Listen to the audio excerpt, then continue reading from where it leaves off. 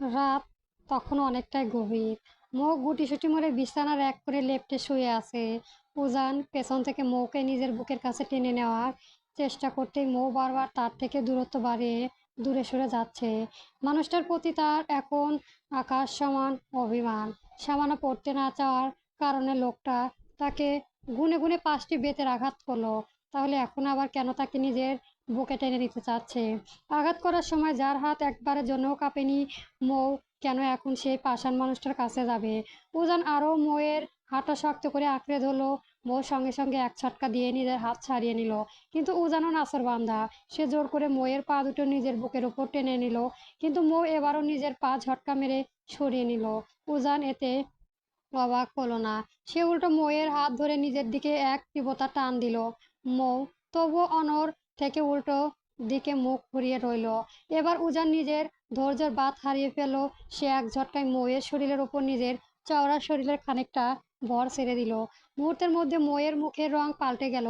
কিছু বুঝে ওঠার আগেই উজান মৌয়ের গালে নিজের মুখ গুজে দিল। ও একদম ছটফট করবে না, নয়তো হিতে বিপরীত হবে। আর এই সামান্য কারণে কেউ এভাবে অভিমান করে থাকে? হ্যাঁ। মৌ তবুও তার বন্ধন থেকে মুক্ত হতে ছটফট করতে লাগলো। সে একরাশ তাচ্ছিল্যের হাসি হেসে বলল, যারা ভালোবাসার মূল্য বোঝে না তাদের কাছে অপরের কষ্ট সবসময় সামান্য মনে হয়। আর আমি তো বলিনি যে আমি অভিমান করেছি। আপনি তো নিজেই চান আমি আপনার থেকে দূরত্ব বজায় রেখে চলি। তাহলে এখন বা আবার কেন জোর করে কাছে টেনে নিচ্ছেন? আমি খুব ভালো করে জানি আপনি আর আকাশের চাঁদ দুটোই আমার চাওয়া একেবারে বাইরে। বউয়ের মুখের কথাগুলো খুব মনোযোগ দিয়ে শুনলো মেয়েটা। মধ্যে হুট করেই কেমন যেন একটা ম্যাচিউরিটি দেখা যাচ্ছে। কত গুছিয়ে কথা বলতে শিখে গেছে সে। নিজের ভেতরে তীব্র কষ্টটাকেও আঁকড়ে আড়াল করতে শিখেছে। তার এই আচরণ দেখে উজান মনে মনে মৃদু হাসলো। সে ময়ের অশ্রুসজল চোখের দিকে তাকিয়ে গম্ভীর সুরে আওড়ালো, আমি কখন বললাম যে তুমি আমার থেকে দূরত্ব বজায় রেখে চলবে? হো, আমি চাইলেও তুমি আমার বুকে থাকবে, আর আমি না চাইলেও তুমি আমার বুকেই থাকবে। বুঝতে পেরেছো? তাসফিয়া মৌ ভালোবাসার ক্ষেত্রে নির্লজ্জ হতে পারে প্রফেসর সাহেব, তবে তার আত্মসম্মান বলতেও একটা জিনিস আছে। আমি শুধু দূরত্ব বজায় রাখবো না, এই পরীক্ষাটা শেষ হলে আমি সারা জীবনের জন্য আমার নিজের বাড়িতে চলে যাব। যদি কখনো আপনার মনে হয় এই অবাধ্য মেয়েটার আপনার সত্যি প্রয়োজন, সেই দিন আপনি নিজে গিয়ে আমাকে নিয়ে আসবেন। আমি অপেক্ষা করবো। আর শেষ নিঃশ্বাস ত্যাগ করার আগে মুহূর্ত পর্যন্ত আমি আপনার জন্য অপেক্ষা করব। আমি আপনার কাছে ভালোবাসা চেয়েছি, কিন্তু কোনোদিন ভিক্ষা নয়। তাসফিয়া মৌ ভালোবাসার জন্য সবকিছু বিলিয়ে দিতে পারে, তবে কখনো কারো কাছে হাত পাততে নয়। আপনার যদি মনে হয় আমাকে ছাড়া আপনি সারা জীবন অন্য কাউকে নিয়ে খুব সুখে থাকবেন, তবে আপনার জন্য অগ্রিম শুভকামনা রইল। আমি কখনো আপনার পথে বাধা হয়ে দাঁড়াবো না। তবে জেনে রাখবেন, আমার জীবন থেকে বিচ্ছেদের নাম আপনার কোনোদিনও মুক্তি নেই। ও যেন অপলক দৃষ্টিতে মৌয়ের অশ্রুধারা কণ্ঠে এই কঠিন বাক্যগুলো শুনল। মেয়েটার বাইরের চঞ্চলতার রূপটা দেখলে কেউ বুঝতে পারে না যে তার ভেতরে কতটা তীব্র হাহাকার লুকিয়ে আছে। মেয়েটা তার জন্য সারা জীবন অপেক্ষা করবে, কিন্তু তাকে কখনোই মুক্তি দেবে না। মৌয়ের এই শুকিয়ে যাওয়া মলিন মুখটা দেখে উজানের নিজের বুকের ভেতরটাও এক তীব্র হাহাকার কেঁপে উঠল। অতঃপর সে দ্রুত নিজের স্বাভাবিক করে নিল। সে এক তীব্র চাহনি দিয়ে বলল, ভুল বললেন মিসেস চৌধুরী। আপনি এখন আর শুধু তাসফিয়া মৌ নন, আপনি হলেন মিসেস উজান চৌধুরী। আর আপনার এই অদ্ভুত ম্যাচুরিটি উজান চৌধুরী শুনতে চায় না। আপনি আমার কাছে আগের মতোই অবাধ্য থাকবেন। আর আপনি চাইলে কি আমি আপনাকে আমার জীবন থেকে চলে যেতে দেব? আমি মুখে মানি আর নাই মানি, আপনি আমার ওয়াইফ। আমার পারমিশন ছাড়া আপনি একাই এক পাও ঘরের বাইরে দিতে পারে না। Just mind it. Tasfia Mou কখনো কারো করা কথা ধার ধারে না। তার নিজের মন যা বলে সে সবসময় তাই করে। আমি যখন বলেছি আমি চলে যাব, তার মানে চলেই যাব। এই বলে মৌ নিজের সমস্ত শক্তি দিয়ে উজানকে নিজের ওপর থেকে ধাক্কা দিয়ে সরিয়ে দিল এবং বেড থেকে নেমে গট গট করে রুম থেকে বেরিয়ে গেল।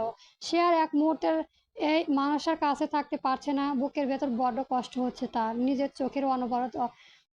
চোখে অনবরত ঝরে থাকা অশ্রু লোকটা থেকে লুকানো। সেই ঘর ছেড়ে চলে গেল উজান এবার। আর মৌয়ের পিছু নিল না। মেয়েটাকে এই মুহূর্তে কিছুটা টাইম দেওয়া উচিত বলে সে মনে করলো। তাছাড়াও সে ভালো করে জানে মৌ এখন রাগ করলে সোজা মৌসুমী চৌধুরী কিংবা তুবার ভাবি রুমে যাবে। আর এই মুহূর্তে তার অভিমান ভাঙানো একমাত্র ওর মোক্ষম ঔষধ রইল। সে করিডর দিয়ে খানিকটা পথ এগিয়ে গিয়ে বারবার আশায় বুক বেঁধে পেছনের দিকে তাকালো, কিন্তু না, উজান তাকে ফিরিয়ে নিয়ে যাওয়ার জন্য পেছনে আসেনি। এতে মৌয়ের মনের ভেতর কতটা আরো দ্বিগুণ হয়ে জমা হলো। সে ভেবেছিল হয়তো মানুষটা তাকে পেছন থেকে এসে শক্ত করে বুকে জড়িয়ে ধরে নিজের ঘরে ফিরিয়ে নিয়ে যাবে।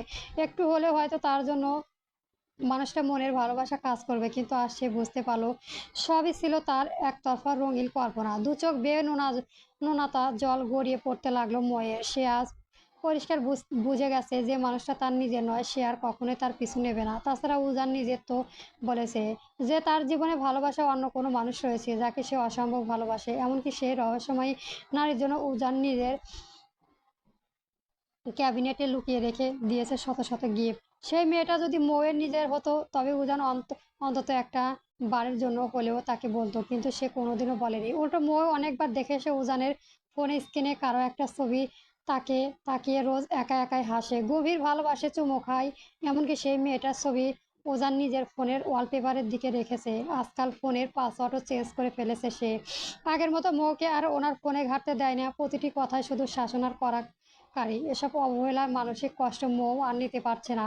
তাই সে নিজেকে সরিয়ে নেওয়ার এই কঠিন পথটাই বেছে নিয়েছে। সে খুব ভালো করে বুঝে গেছে যে থাকতে চায় না, তাকে জোর করে ধরে রাখা যায় না। তাই সে এবার মানুষটাকে মুক্ত আকাশে উড়ে দেবে। লোকটা যদি সত্যি তার ভাগ্যে থাকে তবে একদিন ঠিকই তার নিজের নিরে ফিরে আসবে। মৌ রাগ করে রুমের থেকে বেরিয়ে যাওয়ার পর প্রায় ৮ ঘন্টা কেটে গেছে। ঘড়ির কাঁটায় তখন জানান দিচ্ছে প্রায় ২:৩০। এতক্ষণে উজানের মনের ভেতর অস্বস্তিতে কিছুটা স্থির হলো। সে বিছানা থেকে নেমে রুম থেকে বেরিয়ে গেল মৌয়ের খোঁজে। সে ভাবলো মেয়েটা নিশ্চয় এতক্ষণে নিজের শাশুড়ির বুকে মাথা গুঁজে ফুঁপিয়ে ফুঁপিয়ে কাঁদছে। উজান ধীরে পায়ে নিচে নেমে এসে প্রথমে নিজের মায়ের রুমে সামনে গিয়ে দাঁড়ালো, কিন্তু অবাক কাণ্ড, রুমের দরজা ভেতর থেকে শক্ত করে আটকানো। মৌ যদি মায়ের কাছে আসতো তবে দরজা কোনোদিনও ভেতর থেকে বন্ধ থাকতো না, কারণ মৌসুমী চৌধুরী মেয়ের জন্য নিজের রুমের দরজা সবসময় খোলাই রাখে।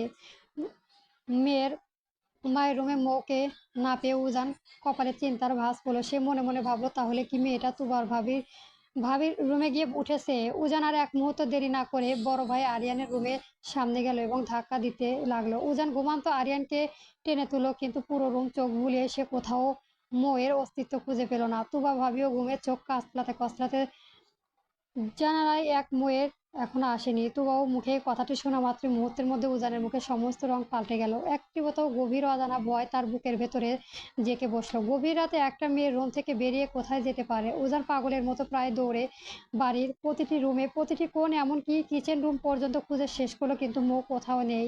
যেন কাপুনের মতো বাতাসে মিলিয়ে গেছে সে। উজানের বুকটা এবার ভয়ে ধক করে উঠলো। তার কপালে বিন্দু বিন্দু ঘাম জমতে শুরু করলো, হাত পা যেন ক্রমশ ঠান্ডা হয়ে আসছে। হুট করে তার মনে হলো মন খারাপ প্রায় একটা জায়গায় যায়। উজান আর এক সেকেন্ডও সময় নষ্ট না করে বিদ্যুৎ গতিতে সিঁড়ি বেয়ে সোজা ছাদে চলে এলো।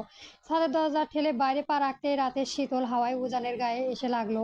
আর ঠিক তখনই সামনে তাকিয়ে উজানের বুকের ভেতরে জমে থাকা ভয়টা এক নিমিষে শীতল শান্ত হয়ে গেল। সে দেখলো ছাদের এক কোণে দোলনায় মৌ গুটিসুটি মেরে বসে আছে, এবং দুলতে দুলতে সে একসময় ওখানে ঘুমিয়ে কাতর হয়ে হয়ে গেছে। চাঁদের আলো এসে পড়তে তার চোখের কোণে শুকিয়ে যাওয়া নোনা জলে দাগগুলো উপরে। হয়তো এই নিঝুম রাতে একা একা আকাশে নিজের সব অভিমানে জানতে জানতে মেয়েটা ক্লান্ত হয়ে ওভাবে ঘুমিয়ে পড়েছে। উজান আর নিজেকে সামলাতে পারল না। সে ঝড়ের গতিতে এগিয়ে এসে মৌকে আলতো করে নিজের চওড়া বুকের সাথে চেপে ধরলো। মৌয়ের পাতলা শরীরটা এক ঝটকায় নিজের পাজা কোলে তুলে নিল সে। আচমকাই এই শূন্য ভেসে ওঠার কারণে মৌ ঘুমন্ত ঘোরে চরম এক অজানা ভয়ে উজানের শার্টের কলারটা নিজের নখ দিয়ে শক্ত করে খামচে ধরল। উজান পরম মায়ায় তার দিকে তাকিয়ে ধীরে পায়ে ছাদ থেকে নেমে নিজের রুমের দিকে হাঁটতে লাগলো। রুমে এসে উজান মৌকে অত্যন্ত যত্ন সহকারে সহকারে আলতো করে নরম বিছানায় শুইয়ে দিল। তারপর সে নিজেও মৌয়ের সাথে সমস্ত দূরত্ব ঘুচিয়ে তার শরীরে বড্ড কাছাকাছি নেমে এসলো। মৌ তখনও ঘুমের ঘরে অচেতন, তবে বারে পরিচিত পুরুষালী গায়ে সুবাস পেতে সে এবার অবচেতনে মনে উজানের বুকের সাথে একেবারে মিশে গেল। কিন্তু তার ভেতরে আদমহীন ক্ষোভটা যেন ঘুমের মধ্যেও শান্তি হয়নি। সে আচমকাই মুখ বাড়িয়ে উজানের শক্ত হাতের উপর দাঁত দিয়ে সজোরে এক কামড় বসিয়ে দিল। উজান ব্যথায় সামান্য একটু হাসলো বটে, তবে মুখ ফুটে টু শব্দটিও করলো না, বরং কামড় খাওয়ার হাতের দিকে মৌয়ের পিঠটা আরো শক্ত করে জড়িয়ে দিল। ঠিক তখনই ঘুমের ঘরে মৌয়ের ঠোঁট দুটো কেঁপে উঠলো। এক তীব্র কান্নার দমন সামনে অত্যন্ত স্পষ্ট ও ভাঙা স্বরে বিড়বিড় করে উঠে বলল, আপনি অনেক পচা, অনেক নিষ্ঠুর প্রফেসর সাহেব। আমি আপনার সাথে আর এই রুমে থাকবো না। এই পরীক্ষা শেষ হতে দিন। আমি অনেক দূরে চলে যাব, অনেক দূরে। আপনি আমায় একটুও ভালোবাসেন না। আমি শুধু খাতা কলমে আপনার নামমাত্র বউ হয়ে বেঁচে থাকতে চাই না। আমি আপনার সত্যিকারের মনের বউ হতে চাই। আপনি আমাকে দুনিয়ার সব কিছুর চেয়েও বেশি ভালোবাসবেন। সারাদিন আমাকে নানান ছোট বড্ড জ্বালাতন করবেন। আমাকে সারাদিন নিজের বউ, বউ বলে পাগলের মতো আমার পিছু, পিছু ঘুরবেন। কিন্তু আপনি তো আমায় কোনোদিনও নিজের মুখে বউ বলে স্বীকারই করবেন না। আমি আর থাকবো না এখানে একটুও না। কথাগুলো শেষ করতে মোয়ের ঘুমের ঘরে এবার ডুকরে কেঁদে উঠল। তার চোখের কোণে বেয়ে এক ফোঁটা তাজা অশ্রু গলিয়ে বেরিয়ে মিশে গেল। উজান এক দৃষ্টিতে নিজের প্রেয়সীর সে চরম ভীষণ ও মলিন মুখখানার দিকে তাকিয়ে রইল। তার বুকের ভেতরটা এক তীব্র অনুশোচনা মোচন দিয়ে উঠল। ইস, এই নিষ্পাপ মিষ্টি মেয়েটাকে সে কতই না আঘাত করে চলেছে রোজ। এতটা কঠোরতা না দেখালে কি সত্যি চলতো না? উজান এক দীর্ঘশ্বাস ত্যাগ করলো। সে আর নিজের ভেতরে ভালোবাসার জোয়ারকে আটকে রাখতে পারল না। সমস্ত নিয়ম কানুন আর গম্ভীর্যের দেওয়াল ভেঙে উজান নিজের মুখটা প্রেয়সীর মুখের দিকে নামিয়ে আনলো। তারপর এক নাগাড়ে পরম ব্যাকুলতা গুনে গুনে প্রায় 500 চুম্বনে ভরিয়ে দিল মৌয়ের সারা মুখমণ্ডল, কপাল, চোখ, নাক, গাল। কোথাও সে ছোঁয়া দিতে বাকি রাখলো না। এতক্ষণে সব অবহেলা আর বোতলের আঘাতে প্রায় নিশ্চিত যেন এই গভীর চুম্বনে নদী দিয়ে করতে চাইল। উজানের সেই শীতল ও তীব্র ঠোঁটের ছোঁয়ায় ঘুমের ঘরে বারবার শিউরে শিউরে উঠতে লাগলো মৌ। অবশেষে উজান মৌয়ের কাঁপতে থাকা ওষ্ঠ ধরে নিজের ঠোঁট দুটো গভীরভাবে স্থাপন করলো। এক নিবিড় ও দীর্ঘ চুম্বনে মৌয়ের আবদ্ধ করে। তার ঠোঁটের কোণে মুখে রেখে উজানে অত্যন্ত ধীরে ও মাদকতার স্বরে বিড়বিড় করে আওড়ালো, আই অ্যাম এক্সট্রিমলি সরি জান, জাস্ট মাত্র কয়েকটা দিন অপেক্ষা। তারপর এই উজান চৌধুরী অনলি ইউরস, এই উজান চৌধুরী তখন তার জীবনের সমস্ত গভীর ভালোবাসা দিয়ে রাঙিয়ে দেব আপনাকে। আমার সেই ভালোবাসার পাগলামি আর তীব্রতায় আপনি নিজের একদিন অতিষ্ঠ হয়ে যাবেন, আমাকে দূরে ঠেলে দিতে চাইবেন। তবুও এই উজান চৌধুরী বুক থেকে আপনার এই বন্ধু বিন্দুও ছাড় মিলবে না। বড্ড ভালোবাসি যে আপনাকে। আমার এই ছোট্ট তেরোমুখো পিচ্চি বউটাকে উজান চৌধুরী নিজের জীবনের চেয়েও অনেক বেশি ভালোবাসে। পরবর্তী গল্প পেতে আমার চ্যানেলটি সবার আগে সাবস্ক্রাইব করে রাখবেন। ধন্যবাদ। গল্প প্রফেসর উজান চৌধুরী চলবে।